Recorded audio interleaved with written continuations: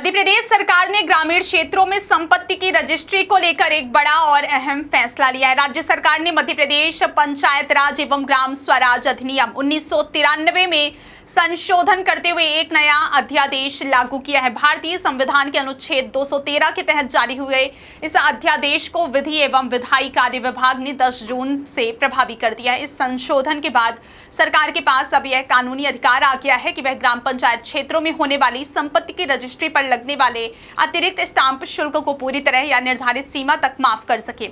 हालांकि फिलहाल यह केवल एक कानूनी प्रावधान है और इसका लाभ दोनों को तभी मिलेगा जब राज्य सरकार इस संबंध में अलग से अधिसूचना जारी करेगी। यानी अभी ग्रामीण क्षेत्रों में जमीन, मकान या फिर अन्य अचल संपत्ति की रजिस्ट्री कराने वालों को पुरानी व्यवस्था के तहत ही शुल्क का भुगतान करना होगा। दरअसल सरकार ने पंचायत राज एवं ग्राम स्वराज अधिनियम की धारा 75 में नया प्रावधान जोड़ते हुए यह व्यवस्था की है कि जरूरत पड़ने पर ग्रामीण क्षेत्रों में संपत्ति रजिस्ट्री पर लगने वाले अतिरिक्त स्टाम्प शुल्क में राहत दी जा सके।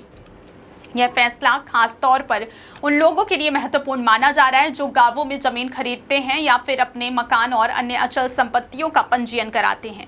अब तक रजिस्ट्री के दौरान स्टाम्प ड्यूटी के अलावा अतिरिक्त स्टाम्प शुल्क भी देना पड़ता था, जिससे रजिस्ट्री की कुल लागत बढ़ जाती थी। सरकार के नए अधिकार के तहत भविष्य में इस अतिरिक्त शुल्क को माफ किया जा सकता है, जिससे ग्रामीण परिवारों पर आर्थिक बोझ कम होगा और संपत्ति का पंजीयन पहले की तुलना में सस्ता हो सकेगा। सरकार के इस फैसले से सबसे अधिक लाभ छोटे किसानों, सीमांत किसानों, आर्थिक रूप से कमजोर परिवारों और ग्रामीण क्षेत्रों में रहने वाले उन लोगों को मिलने की उम्मीद है जो सीमित संसाधनों के कारण संपत्ति की रजिस्ट्री कराने से बचते रहे हैं।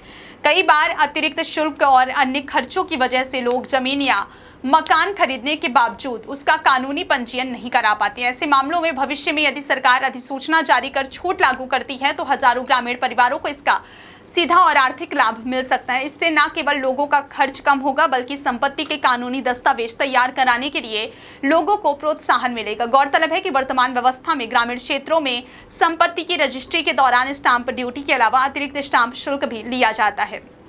यह अतिरिक्त शुल्क कई मामलों में लगभग 10,000 रुपए तक पहुंच जाता है। छोटे मूल्य की जमीन या मकान खरीदने वाले लोगों के लिए यह राशि काफी महत्वपूर्ण होती है। ऐसे में यदि सरकार इस शुल्क को माफ करने का निर्णय लेती है तो रजिस्ट्री की कुल लागत में उल्लेखनीय कमी आएगी। इससे ग्रामीण क्षेत्रों में संपत्ति का कानूनी हस्तांतरण आसान होगा और लोग बिना किसी अतिरिक्त आर्थिक दबाव के अपने नाम पर रजिस्ट्री करा सकेंगे। हालांकि इस पूरे मामले में एक महत्वपूर्ण तथ्य यह भी है कि अभी किसी भी व्यक्ति को तत्काल कोई छूट नहीं मिलने वाली है। अध्यादेश के जरिए सरकार को केवल अधिकार मिला है कि वह भविष्य में परिस्थितियों के अनुसार अतिरिक्त स्टाम्प शुल्क माफ कर सके। इसका मतलब है कि जब तक राज्य सरकार इस संबंध में अलग से अधिसूचना जारी नहीं करती तब तक पुरानी दरों के अनुसार ही स्टाम्प शुल्क और अतिरिक्त शुल्क का भुगतान करना पड़ेगा। इसलिए फिलहाल ग्रामीण क्षेत्रों में संपत्ति खरीदने या बेचने वाले लोगों के लिए नियमों में व्यवहारिक रूप से कोई बदलाव नहीं हुआ है। बदलाव केवल इतना हुआ है कि सरकार के पास अब भविष्य में राहत देने का कानूनी विकल्प उपलब्ध हो गया है। विशेषज्ञों का मानना है कि यह संशोधन ग्रामीण क्षेत्रों में संपत्ति के कानूनी दस्तावेजीकरण को बढ़ावा देने की दिशा में एक सकारात्मक कदम साबित हो सकता है। आज भी